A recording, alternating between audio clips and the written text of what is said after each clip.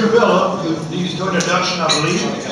But Drew's gonna, of course, he is as a occupation and vocation, he runs the airport, and he's gonna give us some insight on the history of the Eunice Gun Club, and also what the facility has to offer. And then he's gonna wind up by telling us about the Louisiana concealed carry law. He's been a concealed carry instructor almost since the inception of the law. So, Drew, come on up.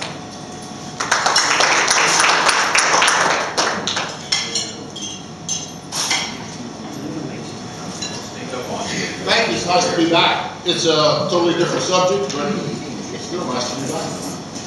Eunice Gun Club. You ought to all be members to support us. The club was organized in August 19th, 1968. The meeting place was the Little Japan Bar.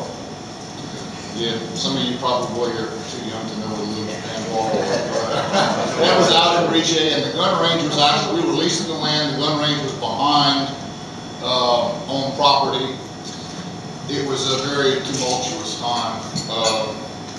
We had tenant problems, and not tenant problems, we were the tenants, but we had a lot of problems there, but it was a good deal. When the organization was formed, it was, the directors were George Call, Gil Young, Lonnie Ray Reed, Albert Poussin, Elroy Lejeune, Chester Holbert, which I think everybody here knew as Roy, and Dr. D.D. Ordman. The organization was very small at the time, and actually it has just grown, started to really grow recently. In 1988, we bought 10 acres of land from Terry Brown, which is out on 95 on the north side of the highway. And we started making improvements. We bought that land for $8,000, bought 10 acres for $8,000. And it was just a flat piece of farmland. That's all it was. I don't really have the numbers on how much money the club has spent making it into a gun range, which, if you're not familiar, you have to have a lot of burn work. You have to have tall burns, because we have very accomplished shooters and idiots also in our club. It's like any organization.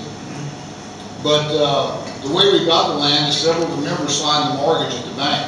So the guys that signed the mortgage to buy the land were very instrumental in the club making money to pay the mortgage back, because they didn't want to divide up 10 acres of land out in the country. So we had very many barbecues. And as any club that you might have ever been in, you have probably 10% of your membership at work. Well, we had a small club, so that 10% was quite small. So we were all dragging our fathers there, and everybody, kids, everything we could to barbecue. And we were serving, I think at the end, over 1,000 dinners, 1,100, 1,200 dinners. And it wasn't very many guys. We started at midnight the night before cooking, and it was a good, we had a good goal, so it wasn't really bad to do. We paid off the land in 1991, in September of 91, which released a lot of our, made a lot of our guys happy. We sold life memberships for a while, and basically it was the guys that had the life memberships that were signed on the mortgage.